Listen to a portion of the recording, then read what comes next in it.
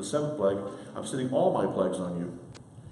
Then he says in the seventh plague, for this reason I have let you stand to show you my power, and that my name shall be declared throughout the earth. This is the only one of the 10 plagues where declaring God's name is mentioned. Number 3, this plague, why does this plague merit such a long introduction? The longest of all the plagues. Longer even than the introduction to the final and descriptive plague of the killing of the firstborn. It's the lengthiest one of all of them. And in the 7th plague, unlike all the other plagues, Pharaoh uncharacteristically confesses, I have sinned this time. This is the first time he admits to having sinned. Why does he do so after this 7th plague? So the 7th plague is one that to be studied because it's just got so much to it. It's huge. In the narrative, it's huge, and it plays a massively important role into what God is doing. And so anytime we have a list of 7, they mention the 7th code to say, stop at the 7th one, and there's usually some really, really heavy information loaded in the 7th. Yes? What's the day that they're talking about it that we just read about? It says the 10th year, the 10th day. What's the 10th year? You're talking about in the Ezekiel text? Yeah. I'm not sure. I'd have to go back and look. I don't know. That's a great question. I don't know. I haven't mapped out the 10th year of the reign of that king. I don't know. So I think it's a reference to a king. Yeah, and to the reign of a king, but I need to go back and look, but I think that's what it's a reference to. So, last thought here, just something to think about.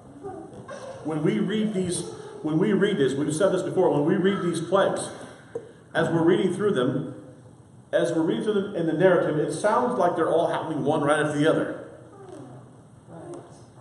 You know, that they're all just bang, bang, bang, because we're reading them that way. We just keep reading right into the next one. Let me suggest to you that this took years. That this was not something that happened overnight or even within a couple of weeks. That this may have taken years. That this was something extended and that each of these plagues was giving him time in between to make changes and to come to some different conclusions. We read it quick and we read it narratively quick, but let me suggest that it was possibly over a long period of time. 1 and 2. Hold on, go ahead. I have a question. So it says that Pharaoh says, hey, please, let your people go out and blah, blah, blah, And then he changes his mind. So do you think that maybe that when he first said go on out there, he wasn't really thinking all the way through in his perspective? And then maybe it was some years went by. So for years, wouldn't the people have already gone out there, to worship?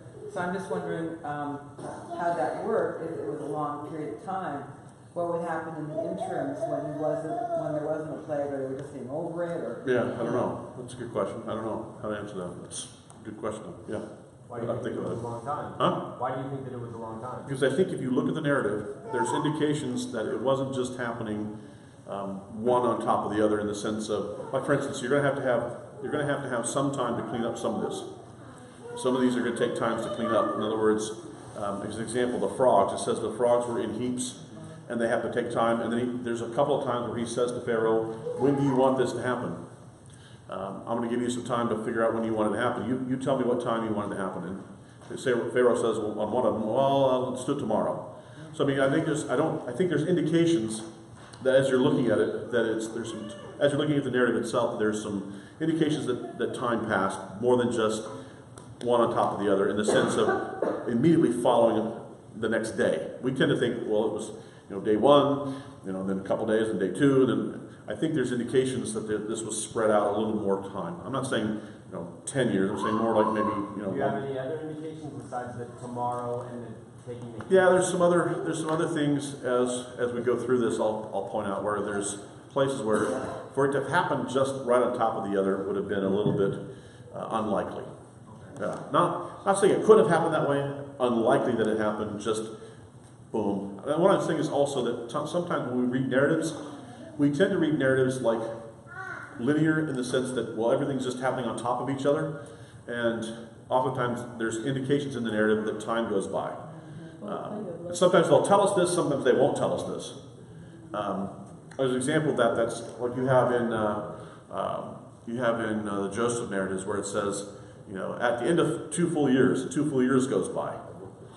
Same thing with the opening to Genesis chapter 38, where 3 sons 3 separate sons, none of them are twins, are born, and all happens narratively, just bang, bang, bang, bang, bang. Well, none of them are born at the same time. So 3 sons are born, and it just all happens like this. So the narrative is compacted, not telling us how much time, but at least 40 weeks, and then another 40 weeks. I doubt that it was 40 weeks, and then another 40 weeks, and another 40 weeks. Probably some time spread out, but the narrative is going to tell us this stuff quick. So, but there's indications, and I'll point some of those out as we go through this, where I think that there were some gaps. Because it's a good question. Yeah, one right here, and then one, and then one. Go ahead. With your timeline with Moses, the one thing I'm worried about, he was in Egypt for 40 years. He died when he was 120 years. He's out in Midian for 40 years. There's 40 years in wilderness. There's not a whole lot of time unaccounted for. So even though I'm sure it wasn't bam, bam, bam, I don't think it was a whole lot of time. I don't think if it was too spread out, it would have as much of an impact on Pharaoh. He had too much time to recover. So there had to been reduced, however, not bam, bam, like you assert. I think that's correct, but I can't be a whole lot of time. I don't think it was. I'm not saying it was a long period of time, but I think it was spread out a little bit. I don't think it was 10 days. Yeah, there was one here and then one over here. Go ahead. One place we find the locusts have eaten every green thing. Exactly what I was thinking. And yet in another place we find the green things are there. Right. That's an interesting one. See, so that some of this has grown back, at least, or some of it didn't get eaten the first time. Mm-hmm. So that maybe there's either some growth that's come back, time period for that to happen. So there's some indications like that, those kind of things. Yeah, go ahead. This picture is God is telling Pharaoh, the Egyptians, and the Jews, and us that He's God. Absolutely. Yeah, that's the overarching picture here. The overarching picture is this. And this goes from Genesis 1 all the way through, which is this. The reclamation of this earth for the kingdom of God. And so, if Pharaoh thinks that he is God, God is all the way through this going to say, you are not God, you are not divine, I am. And this is why you find this polemic language. In other words, in the Egyptian literature, it says, Pharaoh has a strong hand and an outstretched arm. This is how they're thinking. And he says, no, I have a strong hand and an outstretched arm. It's me that does this. And, oh, by the way, your son, the Pharaoh's son, is divine. And God says, you know what? By the end of this, he's going to be destroyed. Okay? Your army will be depleted, and your son will be destroyed. And, by the way, we haven't mentioned it yet, but every one of these plagues, and I'll probably put it maybe on the screen, we'll see if we can do that, is every one of these plagues is designed to go after a particular deity within the pantheon of Egypt. He says as much. So this is another reason why the 10, because Israel is monotheistic, whereas Egypt is macrodeistic. I mean, they got gods for everything. We got gods for the Nile. We got gods for this. So, all right, I'm going to systematically show you that every one of your gods is impotent. I can control him. I can manipulate him. I can thwart him at any point. Okay, so this is what he's doing all the way through this. And we're seeing something else here. Remember what we said? What happens in the fathers? So, Cohen, this goes back to your earlier question. Observation. Genesis 6 to 9. What happens? We see in the Noah narratives, we see an undoing of creation, and everything in creation is turned upside down. So we had Adam, creation. We get to Noah, everything is turned upside down in creation. When we get to Moses, with the plagues, he's going to again demonstrate that everything in creation comes under God's sovereignty, and that he can thwart and undermine the efforts of all parts of creation, including water, plants, animals. Everything is going to be, again, brought under God's dominion. Yeah. Is there a parallelism between the plague that God pronounced against Egypt and Pharaoh not repenting from the hardness of his heart, and the 7 vials of wrath and revelation that God pours out upon the earth? Absolutely. And every end of everyone's wrath, it says, and yet men repented not. Absolutely. If you look at the book of the Apocalypse, when we get to the Apocalypse, so here it's deja vu all over again. Remember what we said. The end is in the beginning. This is the cyclical aspect of this. When we get to the book of the Revelation, about 7 to 8 plagues show up there again. The same type of plagues. I don't think it can be an accident, because they're coming pretty much in line again. So it's interesting. You go to the apocalypse. By the way, how do we end? You end chapters 21 and 22. We're back in Gan Eden. We're back in the Garden of Eden. It's deja vu all over again.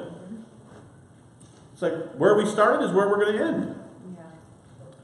So if you look at if you watch the plagues, it's the same old, same old. And look at this cyclical pattern. So watch how Matthew details the narrative of Yeshua's life with the details of the children of Israel.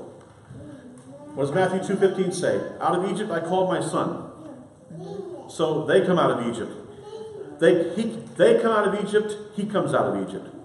They go in the wilderness, he goes in the wilderness. They go up to Mount Sinai and get the commandments. He goes up and gives what we call the Beatitudes. And all the way through, Matthew does this parallel between the life of Yeshua and the nation of Israel. They did this, he's going to do the same thing because he's this greater Israel. He is the consummate expression of who Israel is. Yeah, there was a question over here. Yes, go ahead. Another question necessarily, I wanted to answer somebody else's back there. Sure. In the book of Ezekiel, the year and the month thing, if you look at Ezekiel 1:2, it says in the 5th month, the 5th year of the captivity of Jehoiakim the king. Okay. So that would answer it where the 11th, 10th year. Okay, thank you. Yeah, I didn't put it together with, I'm pretty sure it was a king, but I hadn't put it together with, thank you. All right, any other questions or comments? No, I was just going to say, last week or a couple weeks ago, I said before is, I keep saying that we're in Egypt, like now, Yeah. and you're, and so I think that, at least just from my perspective, is that, we have the commandments that we're supposed to follow, because if we want to come out of Egypt in the end or wherever, we need to be in alignment with what God is teaching us. Otherwise, we are what Bill said is, and we're not, man still isn't going to repent. Yeah, let me suggest to you that Christianity, along with Judaism, along with Rabbinic Judaism, both Christianity and Rabbinic Judaism are two of the best man-made religions in the world. Mm-hmm. The thing is that we've been in Egypt for 2,000 years. We've been in exile and haven't even realized it. Right. And so now there's this coming out of the exile, but here's the thing. Like you said, and that is, as we look at these narratives,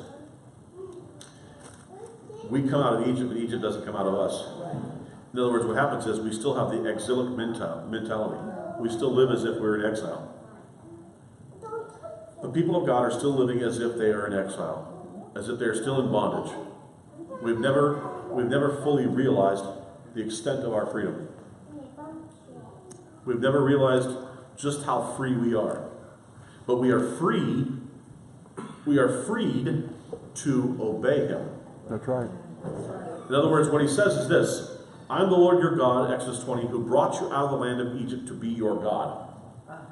The reason I freed you was not so that you could just say to yourself and others, hey, we're free, so that we can just go out and do whatever we want. He says, I brought you out of this bondage so that you would serve me, worship me. What did we do? We said, well, now that we have our freedom, let's go do whatever we want. But freedom is obedience. Yeah, he says, no, look, I'm bringing you, here's the connection. I'm going to bring you out, that's Passover. I'm going to bring you to Sinai so that you'll take me as your God and you will take on the yoke of the kingdom. So what's happened is this: Judaism said, let's go to Sinai, but let's bypass Passover. Christianity said, let's go to Passover and let's bypass Sinai. You got to have both. You have to have Passover and Sinai. You have to come out so that you can go up to the mountain. You can't just go up to the mountain. Yeah. So what's Rabbinic Judaism? Let's go up to the mountain. It's all about Moses and the rabbis. Let's go to the mountain. Okay. But what about the Exodus? That's huge. Christianity said, hey, we're free in Christ. We got the Exodus.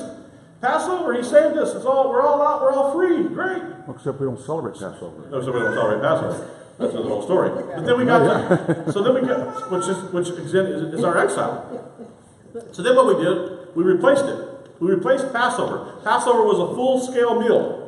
We go back and look at the first century. What do we do today? Bless the Lord, we do a shot glass and a wafer. We reduce it to a shot glass and a wafer. I'm not trying to be funny. I'm just trying to say that's what has happened. We've reduced it to that. And we called it communion. We changed it and called it communion. So it was reduced. So we truncated it down to, and we don't even tell the story anymore.